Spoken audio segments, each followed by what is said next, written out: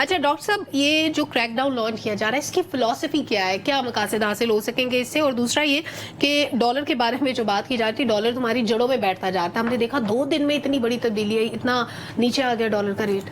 دیکھیے فلسفی، یہ اچھا سوال ہے، اس کے پیچھے فلسفی کیا ہے. دیکھیے 44 مہینے گزرے پی ٹی آئی کے اور 16 مہینے گزرے پی ڈی ایم کے، اور جو معیشت کا حال ہے وہ ہمارے سامنے ہے. مجھے محسوس یہ ہو رہا ہے کہ جو اقدامات اس وقت ہمارے سامنے آ رہے ہیں، بہت ہی ایک سوچا سمجھا سا ایک بلو پرنٹ ہے، اس کو حکمت عملی کہہ لیں. وہ جو پاکستان کی معاشی کمزوریاں ہیں ان کا حل کس طرح کرنا ہے.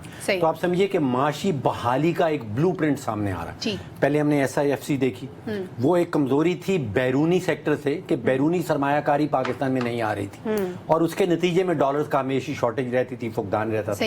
وہ اس کا پہلا جز تھا. جو دوسرا پہلو ہے وہ اب یہ کریک ڈاؤن کی شکل میں سامنے آ رہا ہے.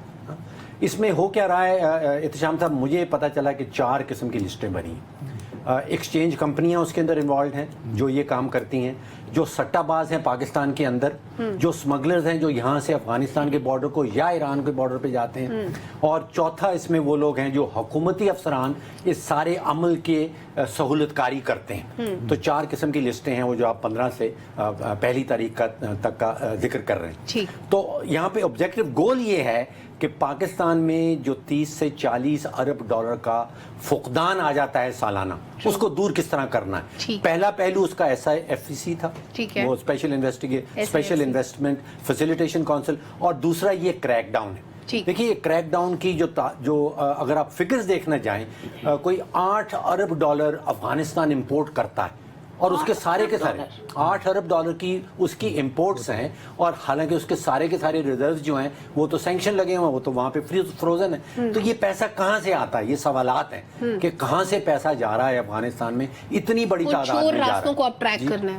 اچھا، جیسے آپ نے کہا کہ 2 چیزیں ہیں، اجناس جس میں گندم جا رہی ہے، چینی جاتی ہے، کھاد جاتی ہے، سونا بھی جا رہا ہے یہاں سے اسمگل ہو کے، اجناس اور ڈالر کی کریں. ایک چیز ڈاکٹر صاحب بتائیں، منی ایکسچینج کی جو بات سننے میں آ رہی، کہا جا رہا ہے کہ یہ بینکوں کو یہ کام دینے کا بھی پروگرام ہے کہ بینک یہ کام کرے، ایکسچینج کمپنیاں اور ان کا ورکنگ کیپٹل 50 کروڑ تک اگر ہوگا جس کا وہی کام کر سکے.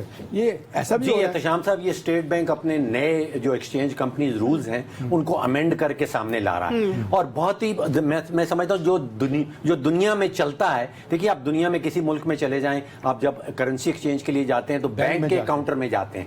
ہم نے یہاں پہ ایک تو 6 قسم کے ریٹ کھول رکھے ہیں. دیکھیں نا، آپ کا ایک انٹر بینک ریٹ چلتا ہے، آپ کا ایک اوپن مارکیٹ ریٹ چل رہا ہے، ایک آپ کا بلیک مارکیٹ ریٹ چل رہا ہے، ایک آپ کا پشاوری ریٹ چل رہا ہے، ایک آپ کا دبئی پہنچ ریٹ چل رہا ہے، ایک آپ کا کابلی ریٹ چل رہا ہے. دنیا بھر میں ایک ریٹ ہوتا ہے which is the inter bank rate. تو یہاں پہ بھی اس سمت میں پہلا قدم جو ہے وہ لگ رہا ہے بڑی تیزی سے کام ہو رہے ہیں. لیکن ایک طرف کریک ڈاؤن ہوتا ہے، ریئلائزیشن ہو گئی اداروں کو کہ بھی اب وقت آ گیا ہے کہ اور بہت کم وقت میں ہم اس کے اثرات بھی دیکھیں گے.